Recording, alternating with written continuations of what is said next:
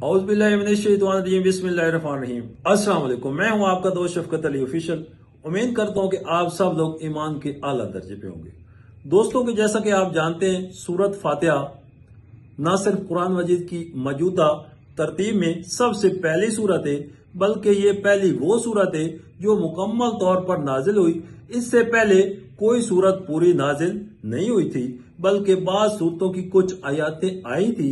اس سورت کو قرآن کریم کے شروع میں رکھنے کا منشا بظاہر یہ ہے کہ جو شخص قرآن کریم سے ہدایت حاصل کرنا چاہتا ہو، اسے سب سے پہلے اپنے خالق و مالک کی صفات کا اعتراف کرتے ہوئے اس کا شکر ادا کرنا چاہیے، اور ایک حق کے طلبگار کی طرح اسے ہدایت مانگنی چاہیے۔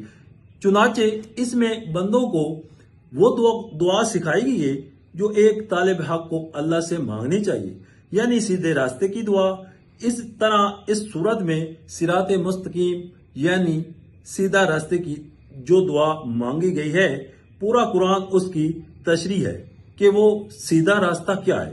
عربی کے قاعدے سے رحمان کے معنی ہے وہ ذات جس کی رحمت بہت وسیع ہو، اور رحیم کے معنی ہے وہ ذات جس کی رحمت بہت زیادہ ہو، جس پر ہو مکمل طور پر ہو۔ اللہ تعالیٰ کی رحمت دنیا میں سب کو پہنچتی ہے، جس سے مومن کافر سب فیض یاب ہو کر رزق پاتے ہیں اور دنیا کی نعمتوں سے فائدہ اٹھاتے ہیں، اور آخرت میں اگرچہ کافروں پر رحمت نہیں ہوگی، لیکن جس کسی پر یعنی مومنوں پر ہوگی مکمل طور پر ہوگی کہ نعمتوں کے ساتھ کسی تکلیف کا کوئی شعبہ نہیں ہوگا۔